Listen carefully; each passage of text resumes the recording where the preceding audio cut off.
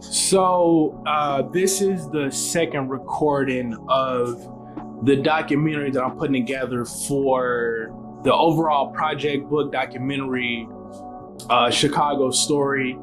And the individuals that I have here are accomplished from the city of Chicago, and I feel like that they definitely have a perspective that could further shine some light on what Chicago is and what it could be and what it has been.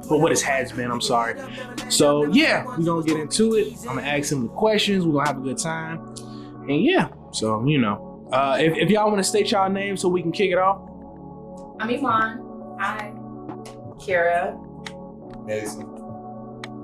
Okay. We're sisters. And we're sisters. Yeah, Mason's the cousins. Those two are sisters. A bunch of accomplished Black individuals in the room. So Kenwood graduates. Yeah. It's so good. Yikes! Not give me some wood. Jesus Christ. Hey, I know we fired up. We fired up. Goofy. Hey, we love to see it. Okay, cool. So as I mentioned previously, this is a documentary about what it's like living in Chicago and your perspective that you have on Chicago, being people that can, I feel, give a very well-rounded perspective on what the city was or is or can be.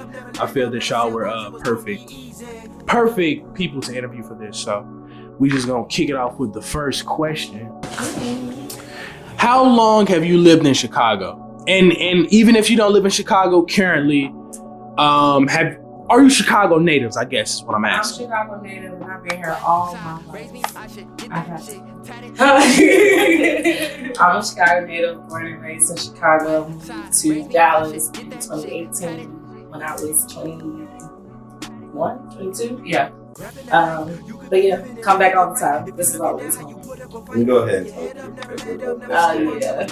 So, We know that with you. yeah, no, they both that's But he good. is Chicago. So, I consider myself Chicago native, but I was born in Atlanta, moved to Homewood, moved to Mississippi, moved back to Chicago, stayed there since 2013, graduated from Homewood. So I feel like my CPS high school diploma makes me certified to say, because everywhere else I go and they ask, where you from? And I say Chicago. And then they'd be like, what part? I'd be like, Southside. I say it with pride. This nigga, all right, for sure. All right, so if y'all can speak on it, which part of the city are you all from originally? So me and Kira kind of grew up in multiple neighborhoods. So originally, from I want to say very young until grammar school, we were Chatham, right? And then from there, we moved over east or South Shore. And we've basically been there our entire lives. What block? Well, I guess if you can shout out the numbers, what numbers specifically? 87 in Indiana, 72nd in Stony. We also lived with our dad on 51st and Paulina. Back of the yards. Well, that's way. So y'all on. Go on. Yeah. And our neighbors had was the rim shop, the cell phone. They wired our cable, so we had free cable. And Kim Possible was on lit on our TV. So definitely multiple neighborhoods, but mostly South Shore for sure. And then our family home was in Inglewood, so we spent a lot of time there. 64. Yeah, grandma. I said to grandma's like, it was not 60. I was like 2 blocks was big. Yeah, it was 60. She on that. She on that shit. Yeah. She on that shit. So, yeah. Try to edit that part. So that was Kira. So when I was really, really young, I remember my parents saying we stayed on 79th and Bennett. Yes. So I guess I can count that. So 79th and Bennett. And then from that point on, it's 52nd and Dorchester. And yeah. For sure. Y'all had hella numbers. And then in high school we moved to Hyde Park basically. Like we were on like the 60th. We went to the 60th Stony right by the University of Chicago, and then moved to 52nd and Drexel. Right. And then after that we moved to 85th in California, which broke my little East Side heart because that is way. Well, for me, because I lived here my entire life, like they went away for school and college and stuff like that, so I stayed here. My first apartment was out west, right on Austin and North She's Avenue. The first family member to ever live and move out west. Yes, and I had history, literally. And I was so far out west. Like when I tell you, like this was Austin, this was Oak Park. Like when I saw that line, I was like, oh. Yeah, you can park on one side of the street, but not the other side. Yeah. And then I went up to this car, I stayed like 3 days. That's like going out of town. Like, no, literally. But you know, I love the West Side. I'm from Westside. So I lived out west 290. Oh man, 290. 290 shit. 290 shit. And then my second apartment was in Hyde Park. I was in 5th and Cornell. That was just like, whew.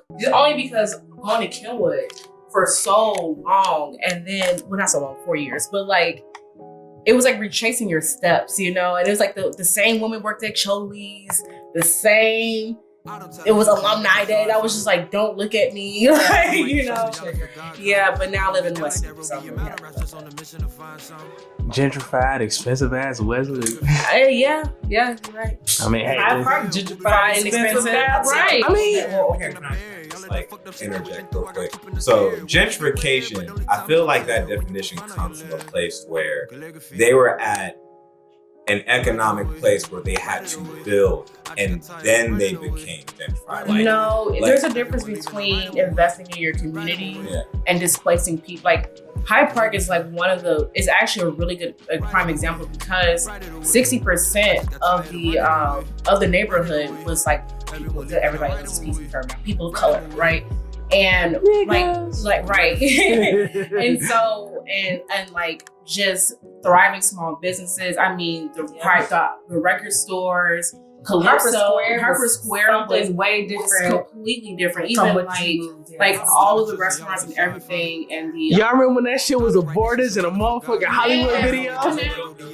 Yeah, but I'm saying is like we had already had a very thriving neighborhood. So then when University of Chicago buys up and you put a freaking you know what I'm saying? And, and then they upscale like crazy prices, like what is that, 53 or something like that? Like rent on 56 in Stony, Cornell, whatever. Yeah, because our should not be $700. Should not be $2,000, bro.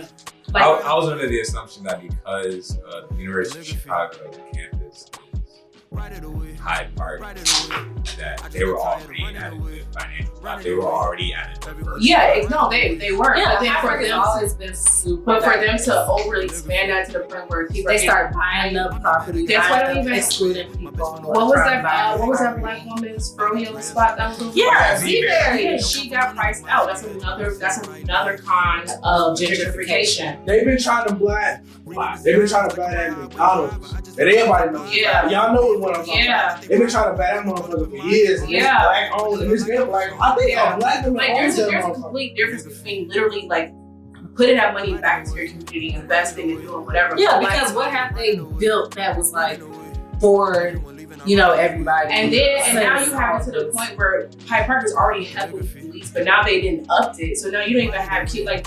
I don't want it to be like back in my day, but like we were literally able to just free to roam around. Now you can't even have wait. Hold the back in my day comment. It's questions in here for that. Hold that shit. You gonna hit it out. You gonna hit it out. Cause I try to be thorough. So which part of the city do you currently reside in? Westside.